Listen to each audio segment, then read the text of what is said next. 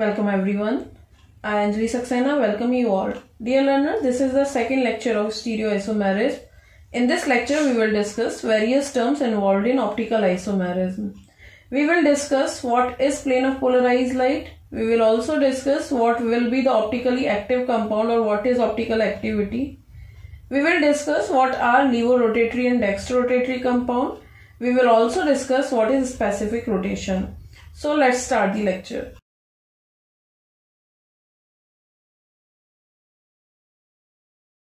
Stereo isomerism, जैसा कि हम अपने प्रीवियस लेक्चर में भी डिस्कस कर चुके हैं, ऐसे दो कंपाउंड जिनका मॉलिक्यूलर फॉर्मूला सेम हो बट उनका arrangement in the space different हो, यानी कि कार्बन के अराउंड जो स्पेस है उनमें डिफरेंट अरेंजमेंट हो जाने के कारण दोनों कंपाउंड की जो फिजिकल, केमिकल या बिहेवियर है किसी पोलराइज लाइट के लिए, ऑप्टिकल एक्टिविटी के लिए, वो चेंज हो जाता है। डिफरेंट अरेंजमेंट हो जाने के कारण उनकी प्रॉपर्टीज में चेंजेस आ जाते हैं। ऐसे कंपाउंड को हम आइसोमर्स या स्टीरियो आइसोमर्स और फिनोमिनन को हम स्टीरियो आइसोमेरिज्म कहते हैं। अब स्टीरियो आइसोमेरिज्म हम समझ चुके हैं, दो तरीके की होती है। एक तो होती है ऑप्टिकल आइसोमेरिज्म और एक होती है ज्योमेट्रिकल आइसोमेरिज्म। तो अपने इस लेक्चर से आज हम स्टार्ट करने जा रहे हैं optical isomerism. But optical isomerism start करने से पहले कुछ टर्म्स हैं जो हमें पता होनी चाहिए। तो आज हम वन बाय वन उन्हीं टर्म्स को डिस्कस करेंगे। तो सबसे पहले हम डिस्कस करते हैं what is optical activity. Optical activity को समझने के लिए सबसे पहले हमें समझना होगा कि जो भी हमारी ऑर्डिनरी लाइट होती है that has waves vibrating in all planes, यानी कि एक ऑर्डिनरी लाइट के जो वेव्स होती हैं वो सभी डायरेक्शन में वाइब्रेट करती हैं कुछ इस तरीके से। लेकिन इनके रास्ते में कोई अगर निकोल प्रिज्म रख दिया जाए तो ये निकोल प्रिज्म क्या करता है, निकोल प्रिज्म से पास होने के कारण वो केवल एक ही प्लेन में रोटेट करती हैं। ऐसी लाइट जो एक ही प्लेन में वाइब्रेट करे या वाइब्रेशन शो करे उसको बोलते हैं हम पोलराइज लाइट, और जिस प्लेन में ये वाइब्रेशन शो कर रही है उसको हम बोलते हैं प्लेन ऑफ पोलराइज लाइट। तो ऐसे कंपाउंड, यानी कि मान लीजिए कोई कंपाउंड है जिसका सॉल्यूशन रखा हुआ है, इसमें अगर हम पोलराइज लाइट को पास करें तो ये जो इसके मॉलिक्यूल्स हैं जिनका सॉल्यूशन बना हुआ है, ये कंपाउंड, ये मॉलिक्यूल या ये सॉल्यूशन अगर प्लेन ऑफ पोलराइज लाइट को रोटेट कर दे, यानी कि इस प्लेन में था इसको रोटेट कर दे, या तो लेफ्ट या राइट या क्लॉकवाइज या एंटी क्लॉकवाइज, तो ऐसे कंपाउंड ऑप्टिकली एक्टिव कंपाउंड कहे जाते हैं और ये ऑप्टिकल एक्टिविटी कही जाती है। तो जो निकोल प्रिज्म होता है वो ऑर्डिनरी लाइट को प्लेन पोलराइज लाइट में कन्वर्ट कर देता है। तो जो निकोल प्रिज्म है which is used to make ordinary light into plane polarise light is known as polariser and the phenomena is known as polarisation. तो अब ये तो हमें समझ में आया कि प्लेन पोलराइज लाइट क्या है। और ऑप्टिकल एक्टिविटी, जब कोई प्लेन पोलराइज लाइट को किसी सॉल्यूशन से पास कर रहे हैं और वो organic compound plane of polarise light को रोटेट कर दें किसी डायरेक्शन में, या तो क्लॉकवाइज या एंटी क्लॉकवाइज, तो ऐसे सब्सटेंस जो कहे जाते हैं वो ऑप्टिकली एक्टिव कहे जाते हैं और फिनोमिनन को हम बोलते हैं ऑप्टिकल एक्टिविटी। तो इसकी डेफिनेशन कुछ इस तरीके से देख सकते हैं हम, compounds which rotate the plane of polarise light are called optically active compound and the phenomenon is known as optical activity।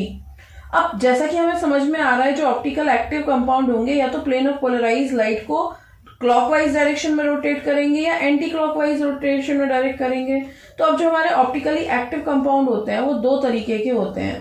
First one is that compounds which rotate plane of polarise light in clockwise direction, उनको हम बोलते हैं dextrorotatory compound. इनको हम plus form से भी show करते हैं और डी, स्मॉल डी फॉर्म से भी इनको शो कर सकते हैं। वाइल अनदर वन इज लीवोरोटेटरी, और वो कंपाउंड होंगे जो प्लेन ऑफ पोलराइज लाइट को एंटी क्लॉकवाइज डायरेक्शन में रोटेट करें, उनको हम बोलते हैं लीवोरोटेटरी। इनको माइनस फॉर्म से भी रिप्रेजेंट करते हैं और स्मॉल एल फॉर्म से भी रिप्रेजेंट करते हैं। तो ये तो हुआ कि भाई प्लेन ऑफ पोलराइज लाइट को रोटेट करने वाले कंपाउंड ऑप्टिकली एक्टिव हुए और फिनोमिनन ऑप्टिकली एक्टिविटी हुई। अब ये जो पोलरीमीटर होता है, ऐसा इंस्ट्रूमेंट होता है जो कि यूज होता है ऑप्टिकल रोटेशन को डिटेक्ट करने के लिए। Instrument use to detect optical rotation is known as polarimeter. But polarisation कितने डिग्री हुआ। Now the degree of rotation depends on, ये किस पर डिपेंड करेगी, इट विल डिपेंड की नेचर ऑफ द कंपाउंड क्या है जिसने प्लेन ऑफ पोलराइज लाइट को रोटेट किया है, टेम्परेचर क्या है, सॉल्वेंट क्या है, कंसंट्रेशन ऑफ द सॉल्यूशन क्या है, वेवलेंथ ऑफ लाइट क्या यूज की गई है जिसके प्लेन ऑफ पोलराइज लाइट को आपके कंपाउंड ने रोटेट किया है।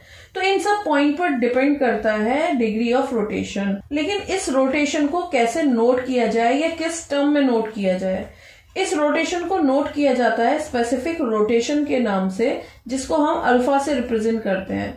We can understand the measurement of optical activity is reported in terms of specific rotation, और इसको मॉलिक्यूलर रोटेशन में भी हम मेजर कर सकते हैं।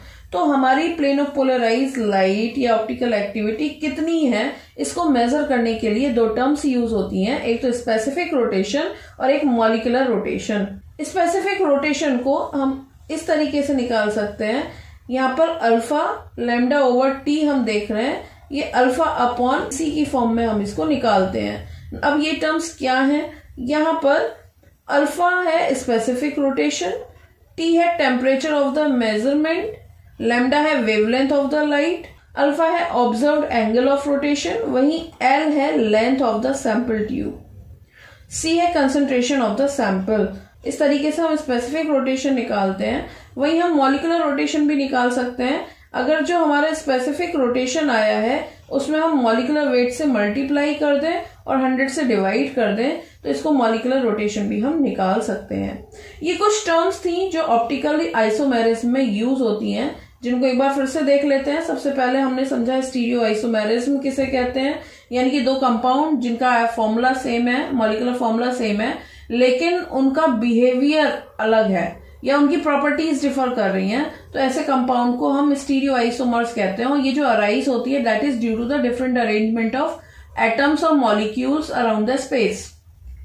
तो अब ये जो होती है दो तरीके की होती है स्टीरियो आइसोमेरिज्म, ऑप्टिकल और ज्योमेट्रिकल। तो ऑप्टिकल आइसोमेरिज्म में क्या टर्म्स यूज होती हैं, इनको हम समझने जा रहे हैं। हमने देखा ऑर्डिनरी लाइट सभी डायरेक्शन में जो है वाइब्रेट होती है, लेकिन इसके रास्ते में कोई पोलराइजर यानी कि निकोल प्रिज्म अगर रख दिया जाए तो वो किसी एक ही प्लेन में वाइब्रेट होती है। जो लाइट किसी एक ही डायरेक्शन में वाइब्रेट होती है उसको बोलते हैं पोलराइज लाइट, और जिस प्लेन में वो वाइब्रेट हो रही है उसको हम बोलते हैं प्लेन ऑफ पोलराइज लाइट। अब कोई कंपाउंड का सॉल्यूशन जिसमें आप पोलराइज लाइट डाल रहे हो और ये कंपाउंड अगर प्लेन ऑफ पोलराइज लाइट को रोटेट करने की टेंडेंसी रखता है, तो इस कंपाउंड को आप ऑप्टिकली एक्टिव कंपाउंड कहते हो और फिनोमिनन को ऑप्टिकल एक्टिविटी कहते हो। अगर ये compound plane of polarise light को क्लॉकवाइज डायरेक्शन में रोटेट करता है तो आप इसे डेक्स्ट्रो रोटेटरी कहते हो, प्लस या डी फॉर्म से इसको रिप्रेजेंट करते हो। वहीं अगर आपका कंपाउंड एंटी क्लॉकवाइज डायरेक्शन में plane of polarise light rotate करता है तो आप इसे लीवो रोटेटरी कहते हो, इसे माइनस फॉर्म या एल फॉर्म से रिप्रेजेंट करते हो। अब प्लेन ऑफ पोलराइज लाइट को यानी कि रोटेशन कितना हुआ, इसको किस एपरेटस से डिटेक्ट करते हैं, उसको पोलरीमीटर बोलते हैं। But plane of polarise light जो रोटेट हुई वो किस पर डिपेंड करेगी, वो कितना डिग्री रोटेट होगा, it will depend on following terms, कि आपने क्या कंपाउंड लिया है, नेचर क्या है, टेम्परेचर क्या है, सॉल्वेंट क्या है, कंसंट्रेशन ऑफ सॉल्यूशन क्या है, वेवलेंथ ऑफ लाइट यूज कितना है। बट आप इसको रोटेशन को कैसे नोट करते हो, इसको मेजर किया जाता है स्पेसिफिक रोटेशन या मॉलिक्यूलर वाइब्रेशन की, मॉलिक्यूलर रोटेशन की फॉर्म में। तो इसका फॉर्मूला आपने देखा, किस तरीके से आप इस फॉर्मूले के थ्रू आप स्पेसिफिक रोटेशन और मॉलिक्यूलर रोटेशन निकाल सकते हो। अपने अगले लेक्चर में हम ऑप्टिकल आइसोमेरिज्म शो करेंगे। आई होप आपको ये लेक्चर समझ में आया होगा। अगर आपकी कोई क्वेरी है तो आप मेंशन कर सकते हैं कमेंट बॉक्स में। Thank you for watching everyone.